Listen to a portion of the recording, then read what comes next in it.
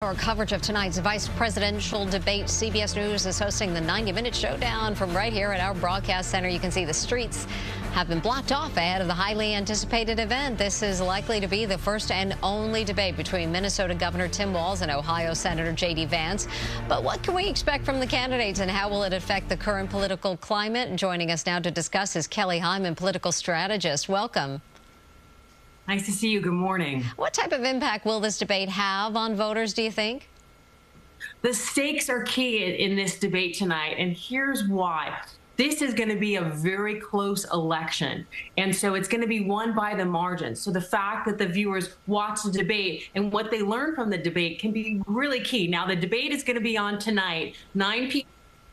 Yes, it's going to be 90 minutes with 2 breaks. It's important to remember that the debaters do not have any type of notes. They will not get the questions in advance. They will not have any opening statements, but there'll be closing statements, and that's going to be their opportunity to argue to the American people and tell them what they have plans for the future. Now, as for each of the candidates, we know Pete Buttigieg is helping Walz prep for the debate. What does Walz need to do here to come out on top? Tim Walz needs to be Coach Walz. As a coach, he inspires people, he gives them hope, he gives them inspiration. But with Pete helping him, Pete is a great debater. A lot of them know him of being on conservative TV and giving his political views, but he also speaks very slowly, articulate, and he really takes his time. So you combine that energy from the coach and you bring Pete into the clever speeches, he's going to do a great job. And as for Senator Vance, what strengths does he have going into this debate to possibly give him the advantage?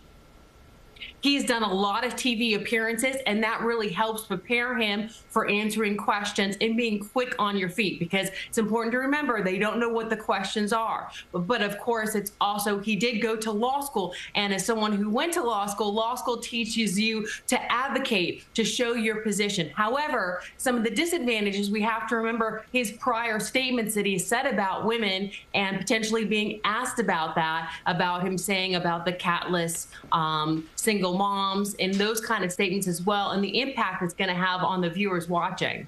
Which key issues do you expect will dominate tonight's discussion?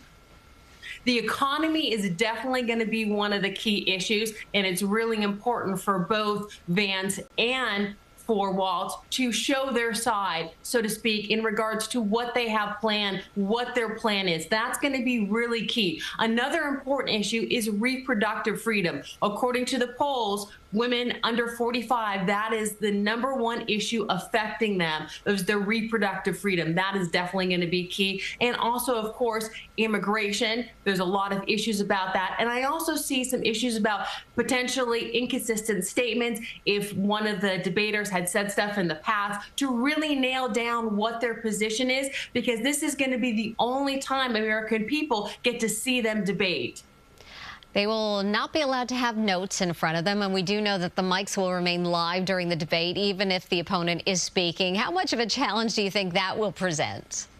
That is definitely going to be a key challenge in the debate. Now, it'll be interesting to see if the moderators check them in real time and see if they say something that is not correct. But I definitely see a lot of interruptions, and my hat goes off to the moderators, because they're really going to have to hone them in to answer the question. I see a lot of speaking over each other, but the American people want to hear what they have to say, because that's what's great about our country, is that we can go and vote and exercise our fundamental right and get out there and vote. And that's really important for people to get out there, exercise your fundamental right, and vote this election. Now, just a month away. Kelly Hyman, political strategist, we thank you very much for taking some time to talk to us. Thanks.